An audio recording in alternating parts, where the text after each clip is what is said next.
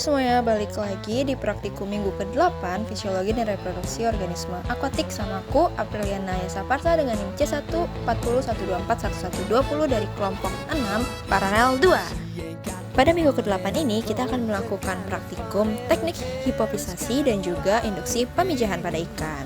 Hal pertama yang dilakukan adalah dengan mengukur bobot dari ikan. Di sini kita terdapat 3 ikan. Perhitungan bobot dilakukan pada ikan dan didapatkan sebesar 0,25 kg. Setelah perhitungan bobot dilakukan perhitungan dosis yaitu ting.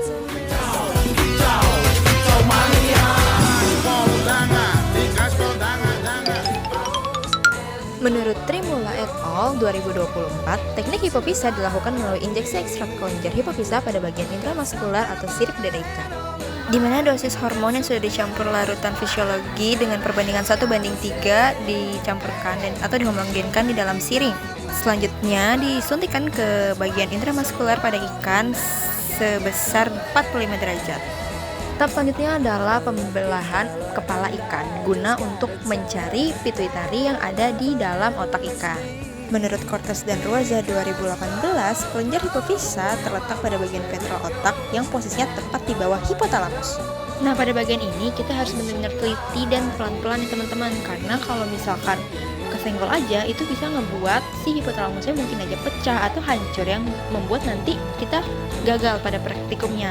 Bisa dilihat di sini kelompok 6 sendiri udah dapat dari ketiga ikan yang lalu nanti si pituitari ini akan disimpan ke dalam larutan formalin.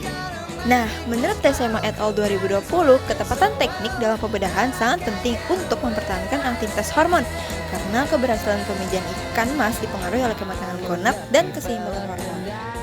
Namun, menurut More dan Patan 2016, pemberian ovaprim umumnya akan menghasilkan hasil akhir yang lebih baik daripada proses penginduksian, pembuahan, serta penetasan dibanding dengan melakukan teknik hipofisa.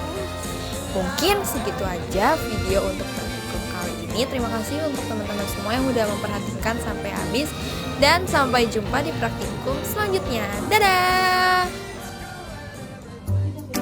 Ya, rusak kata-kata. Ntar gue editin logo-logo ini. Pecah fotonya.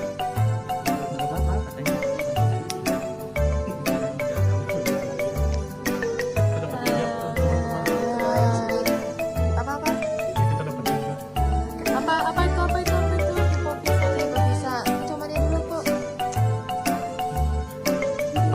Masih dia jaga image banget deh, gak suka deh gue.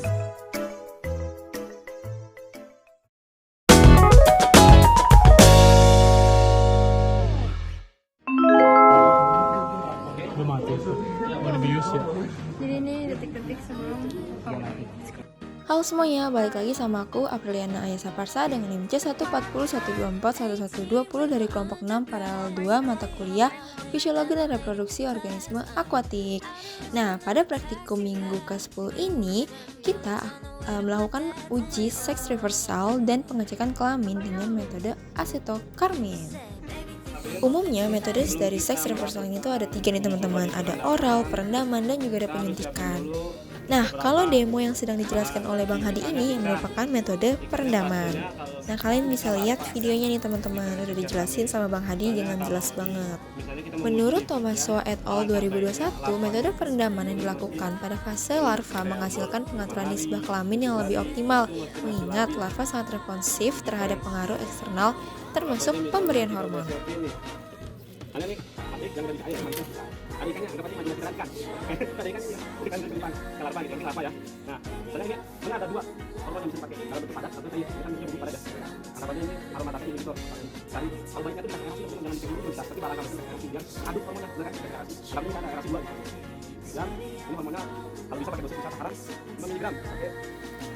Nah, begini, dan jangan diaduk ya, karena aerasi itu ngaduk, tapi kalau misalnya di packing kayak biasa, kalau di packing, dan kasih oksigen, habis itu dijamin selama kurang lebih dari oksigen yang melakukan. Misalnya semakin lama dia direndam, maka akan terbentuk apa yang kita bilang sebenarnya. Lanjut ke metode yang kedua, yaitu adalah oral, yaitu memasukkan hormon ke tubuh melalui pakan. Nah, di sini kita menggunakan pakan buatan teman-teman. Sebenarnya penggunaan metode ini tuh ada plus minusnya. Kelebihannya adalah dia tuh efisiensi biaya dan bisa digunakan pada jenis banyak spesies. Sedangkan untuk kekurangannya adalah menurut Zulfadli et al. 2025, Penggunaan pakan sebagai media pemberian hormon memiliki keterbatasan karena sebagian hormon akan hilang akibat larut di air sebelum dimakan, sehingga dosis yang terserap akan menurun. Dan pada metode ini didemoin oleh Kaivo. Di sini penjelasan dari Kaivo benar-benar jelas banget, singkat dan mudah dipahami pastinya. Oke, langsung kita nonton.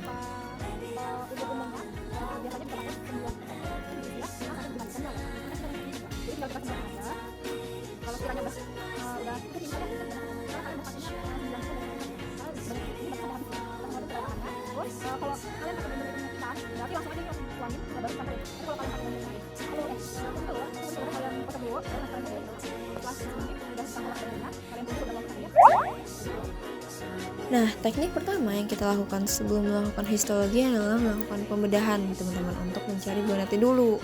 Di sini kita memotong bagian bawah insang atau bagian di intraperitonealnya. Nanti kalau misalkan dia udah kepotong, kita gunting lagi sampai ke bagian anus atau lubang urogenitalnya. Langkah selanjutnya adalah kita mengeluarkan secara perlahan dan pelan-pelan bagian dalam dari si tubuh ikan nilainya ini teman-teman. Nah, ini organ yang dikeluarin secara perlahan ini tuh gunanya untuk kita mengambil gonad dari si ikannya ini teman-teman. Karena gonad ini tuh berada di paling bawah banget dan dia tuh dekat sama gelembung renang dan dia tuh juga warnanya transparan, jadi ngebuat kita tuh agak sedikit kesulitan walaupun enggak sih. Tapi ya harus tetap teliti teman-teman nyarinya. Nah ya, ini salah satu footage kita berhasil dapetin si gonadnya yang digulung-gulung pakai tusuk gigi ini. Sebenarnya nggak susah teman-teman, cuman agak licin aja. Selanjutnya dilakukan adalah dengan mencacah hasil gonad tadi dan ditaruh di atas kaca transparan yang nantinya akan kita lihat di mikroskop perbesaran 10x40 teman-teman. Nah, di sini lagi ada proses cacah mencarinya aja, cukup digerus-gerus aja gitu sampai lumayan halus. Setelah itu jangan lupa dikasih larutan asetokarmin teman-teman. Nah, ini dia bentukan dari hasil pengamatan mikroskop dari gonad yang udah kita cacah tadi. Dimana pada pengamatan ini kita dapatkan hasil berupa gonad jantan.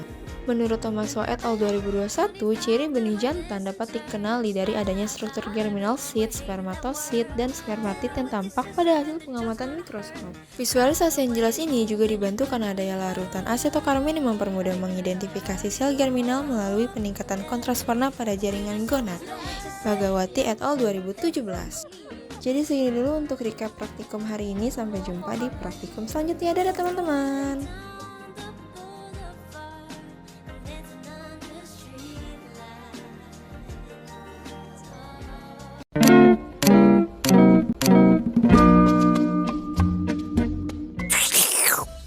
Halo semuanya, balik lagi di praktikum minggu ke-11 sama aku, Apriliana Yasaparsa dengan NIM C140 124 1120 dari kelompok 6 paralel 2. Nah, pada praktikum minggu ke-11 ini kita melakukan preservasi dan kriopreservasi. Teknik yang pertama yang kita lakukan adalah pengecekan motilitas sperma pada ikan mas nih teman-teman. Nah, di sini Andin temanku sedang mengambil sperma dari si ikan mas ini untuk dicek motilitas sebelum ditambahkan larutan apapun. Nah, di sini tuh tampak terlihat ya teman-teman, ketika sperma udah dikasih sama air, pergerakannya tuh semakin cepat nih teman-teman. Dan kalau dilihat performa sperma ini menunjukkan di skor 5 nih teman-teman, yang artinya semua sperma bergerak cepat, yang mana menurut Mutmainah et al. 2019 nilai motilitas termasuk salah satu parameter utama dalam penilaian kualitas sperma. Dan untuk penilaian dari motilitas sendiri itu dibagi menjadi beberapa kelompok teman-teman, ada yang dari baik, kurang baik, sampai ke buruk. Itu menurut Devi et al. 2019. Selanjutnya dilakukan cek viabilitas nih teman-teman dengan menggunakan pewarnaan dari eosin. Nah, di sini menurut Lodo et al. 2023 menyatakan kalau spermatozoa yang mati akan menyerap pewarna merah, sedangkan spermatozoa hidup tetap transparan karena tidak menyerap warna nih teman-teman. Lanjut. Nah, selanjutnya kita menambahkan larutan krioprotektan berupa DMSO dan kuning telur. Nah, di sini menurut Rohma et al. 2020, krioprotektan berfungsi untuk melindungi sel dari kerusakan akibat penurunan suhu ekstrim, menjaga kestabilan pH, mempertahankan osmotik, serta menyediakan energi bagi sel dan mengurangi potensi kerusakan struktural pada jaringan selama proses pembekuan dan pencairan kembali. Selanjutnya kita melakukan tahap ekuilibrasi. Nah, dimana nih spermanya kita taruh di dalam kulkas dengan suhu 4-5 derajat Celcius selama 3-5 menit. Selanjutnya kita melakukan tahap pre-freezing teman-teman dengan menggunakan nitrogen cair dengan suhu min 79 derajat Celcius dengan perlakuan 3-5 menit. Setelah itu dilakukan tahap freezing, yaitu pembekuan pada suhu rendah dengan suhu minus 196 derajat Celcius yang nantinya ini akan ditunggu 1 kali 24 jam. Nah, ini tahap terakhir merupakan thawing, yaitu adalah pencairan kembali dengan water bath dengan suhu 27 derajat Celcius dengan perlakuan 3-5 menit, yang mana pada pelakuan ini kita tidak ada demonya teman-teman. Jadi segitu dulu video pada praktikum minggu ke-11 dari aku. Terima kasih yang udah menonton sampai detik ini, dan dadah, sampai ketemu di praktikum selanjutnya. See you.